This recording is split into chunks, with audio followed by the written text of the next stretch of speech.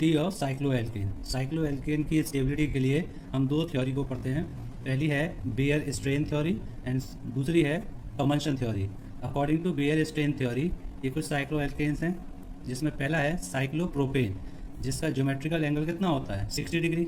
और ये कार्बन कैसा है sp3 हाइब्रिडाइज्ड है, तो sp3 हाइब्रिडाइज्ड कार्बन के लिए कितना एंगल होता है 109.5 डिग्री। तो अगर इन दोनों का डिफरेंस देखें तो कितना आएगा 49.5 डिग्री।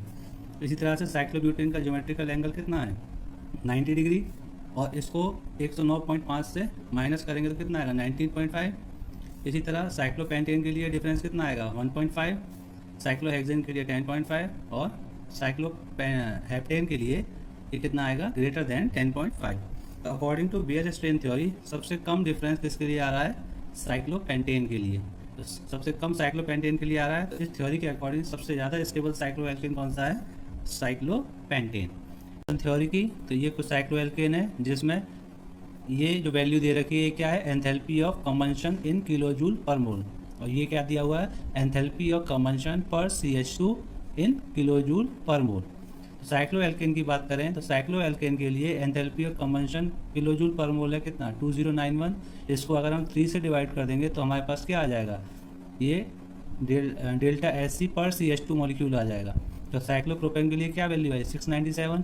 इसी तरह से फर्दर और साइक्लोएल्केन्स के लिए जब हम इस वैल्यू को कैलकुलेट करेंगे तो ये वैल्यूज आएंगे, जिसमें सबसे कम वैल्यू किसकी है साइक्लोहेक्सेन की।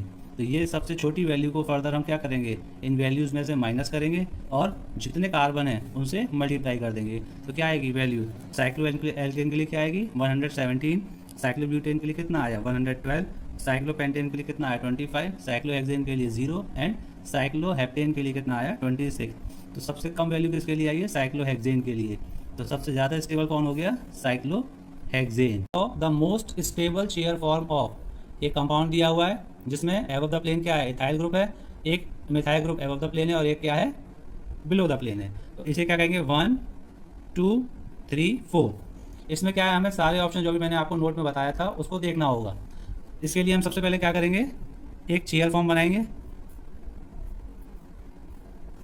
और इसमें बल्कि ग्रुप कौन सा है इथाइल, इसको कहाँ लगा देंगे इक्वेटोरियल पोजीशन पे। सबसे पहला काम आपको यही करना है स्टेबल फॉर्म बनाने के लिए एक चेयर फॉर्म बनाइए और जो बल्कि ग्रुप है उसको कहाँ लगा दीजिए सबसे पहले इक्वेटोरियल पोजीशन पे। अब ये इथाइल ग्रुप इस मिथाइल के क्या है 1-3 पोजीशन पर है दोनों एक दूसरे के, और इनके बीच में क्या रिलेशन है ट्रांस। तो 1-3 ट्रांस के लिए क्या होता है एक ग्रुप आएगा इक्वेटोरियल पोजीशन पे और एक ग्रुप कहाँ आएगा एक्सियल पोजीशन पे। तो इक्वेटोरियल पोजीशन पे तो ऑलरेडी हमने ET लगा रखा है, तो एक्सियल पोजीशन पे क्या आ जाएगा मिथाइल ग्रुप आ जाएगा।